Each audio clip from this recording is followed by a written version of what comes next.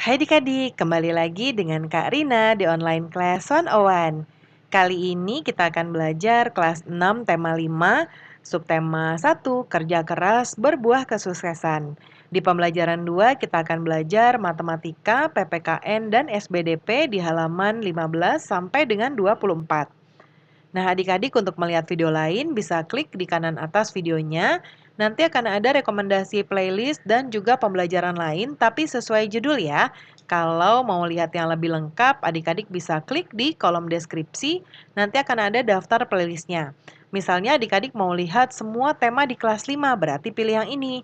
Klik linknya atau klik biru-birunya. Nanti kita akan masuk ke daftar playlistnya. Nah, seperti ini ya. Misalnya adik-adik mau lihat semua tema 5, kelas 5 ya. Berarti pilih yang ini. Klik putar semua. Nanti di sebelah kanan akan ada daftar pembelajarannya. Ini dibuat berurutan, jadi adik-adik tinggal cari aja mau lihat pembelajaran berapa, subtema berapa, dan juga halaman berapa.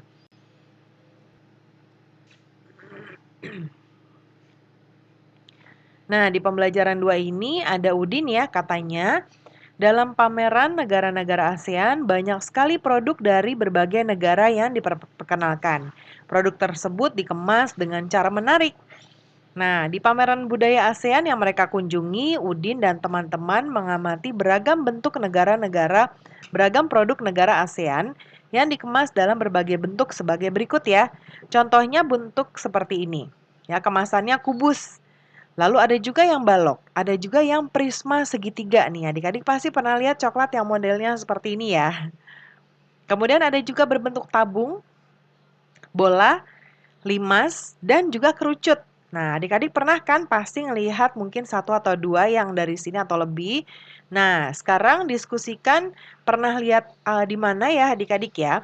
Nah, kita coba lihat. Iya, sering sekali ya menemukan kemasan yang mirip di gambar-gambar ini. Di pembelajaran 2 subtema 1, kita akan mendiskusikan tentang kemasan berbentuk balok ya. Nah, seperti ini. Nah, ini namanya balok. Nah, apakah kamu pernah menemukan kemasan berbentuk balok seperti ini? Pernah ya adik-adik ya? Biasanya kalau ibu beli kardus mie contohnya, atau beli kardus televisi, atau beli produk-produk lain yang misalnya ada kemasannya berbentuk kardus. Nah, ini biasanya bentuknya seperti ini. Ya, ini sering kita lihat. Amati kemasan berbentuk balok yang telah disediakan guru. Apakah kamu menemukan ciri-ciri khusus pada balok tersebut? Tuliskan. Nah, ciri-cirinya balok merupakan bangunan ruang yang dibatasi oleh 6 buah sisi persegi panjang yang 3 pasang diantaranya kongruen. Ciri-cirinya jumlah rusuk ada 12, jumlah sisi ada 6, jumlah titik sudut ada 8, dan sisinya berbentuk persegi panjang. Kemudian berikutnya, nah ini ya, sekarang buka balok tersebut sehingga menjadi bangun datar. Amati balok yang telah kamu buka, apakah kamu menemukan ciri khusus yang lain? Nah, cirinya adalah balok memiliki 6 buah sisi. Sisi yang berhadapan memiliki luas yang sama, ya, dan besar sudutnya juga sama. Nah, seperti ini ada contoh bangunnya ya, bangun balok. Nah, di sini coba kita lihat keterangannya. Yang ABCD ini adalah disebut sebagai sisi. Ya, yang ini nih sisi. Lalu AB seperti ini disebut rusuk. AF ya yang ini itu disebut diagonal bidang. Ya, kemudian AG ini diagonal ruang karena dia memotong dalam ruang bangun ini. Lalu yang A kalau ada tanda ini berarti dia namanya sudut. Sudut A berarti yang ini, ya. Nah, coba kemudian bandingkan jaring-jaring kemasan yang telah kamu buka dengan jaring-jaring berikut ini. Lalu jawab pertanyaan berikut. Nah, yang pertama, berapa banyak sisi yang terdapat pada balok? Sisinya ada 6 ya. 1, 2, 3, 4, 5, 6. Ini juga sama. 1, 2, 3, 4, 5, 6. Lalu yang kedua, berapa banyak rusuk yang terdapat pada balok? Rusuk itu yang ini. 1, di sini ya. Lalu ini, semuanya ada 12.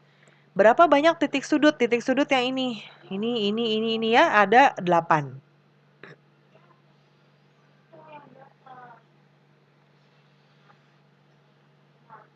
Nah, titik sudut kalau dalam bentuk seperti ini ya. Nih, ini titik sudut 1, 2, 3, 4, 5, 6, 7, 8. Kalau sudah dibuka tidak terlihat titik sudutnya. Kemudian berikutnya, berapa banyak diagonal sisi pada balok ya? Diagonal sisi itu yang ini, diagonal bidang. Ya. Nah, diagonal bidang terdapat 6. Kemudian berapa banyak diagonal ruang? Ada 4, ya.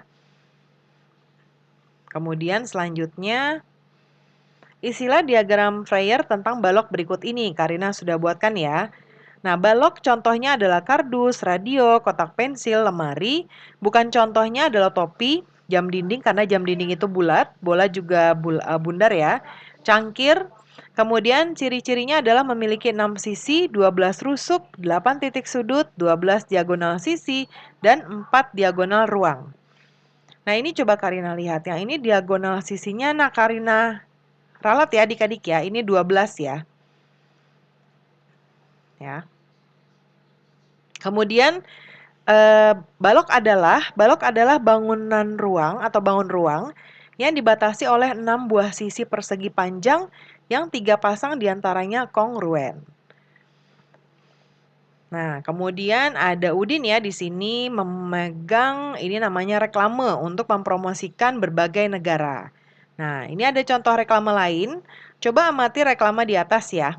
Nah, reklame tersebut menyampaikan informasi pasta gigi yang ini ya dan mengenai lomba kreasi TPA yang ini. Lalu yang kedua, apakah kamu pernah menemukan reklame yang mirip dengan yang ada di sekitarmu ya? Nah, pernah ya kalau Karina ya, adik-adik nanti disesuaikan saja, pernah atau tidak. Mungkin Karina akan jawab ya, saya pernah menemukan reklame yang mirip dengan reklame di atas di sekitar saya. Lalu apa ciri-ciri khusus yang kamu temukan dalam reklame tersebut? Ciri-cirinya adalah menggunakan gambar yang menarik pembacanya, menggunakan huruf besar pada kalimat inti, contohnya ini. Bonus nih ya.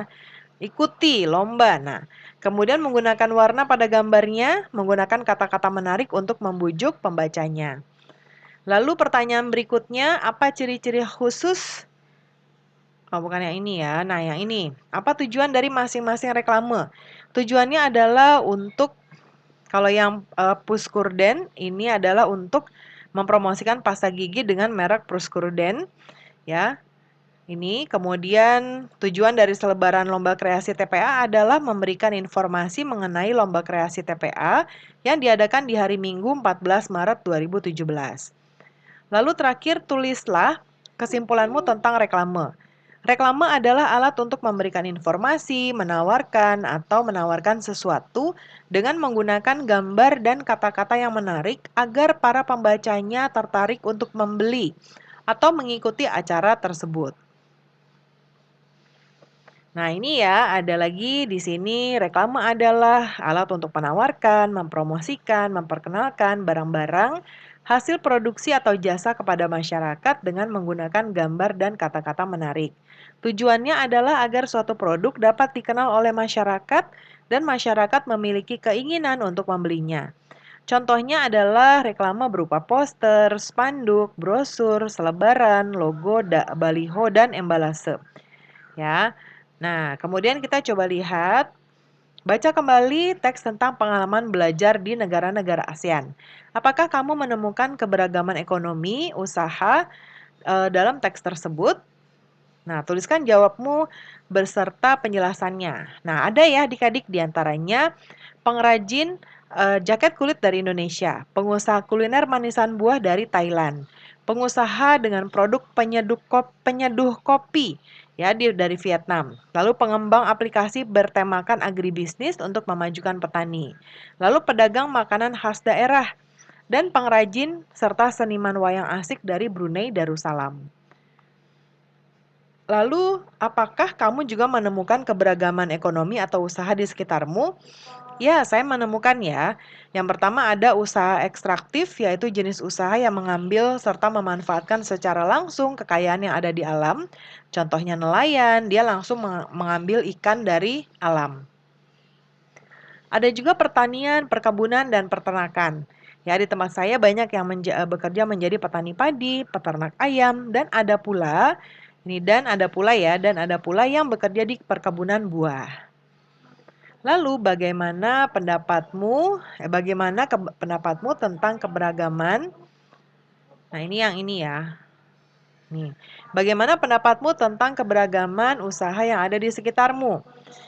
Nah, aku sangat senang ya karena semakin banyaknya keberagaman usaha berarti semakin banyak peluang untuk orang bekerja dan membuat menurunnya angka pengangguran di Indonesia. Lalu berikutnya, bagaimana keberagaman usaha tersebut dapat membantumu dan masyarakat sekitar dalam kehidupan sehari-hari. Nah, kita tidak perlu lagi jauh-jauh mencari kebutuhan suatu produk atau jasa karena telah tersedia di lingkungan kami sendiri ya. Lalu ceritakan pengalamanmu ketika memanfaatkan produk atau jasa dari usaha tersebut. Nah, ini ada cerita memanfaatkan produk dan jasa ya. Ketika ibu saya akan memasak, saya sering dimintai bantuan untuk membelikan bahan-bahan yang dibutuhkan. Untuk mendapatkan bahan-bahan yang dibutuhkan, saya biasa mencarinya di pedagang sayur dan toko yang ada di lingkungan saya.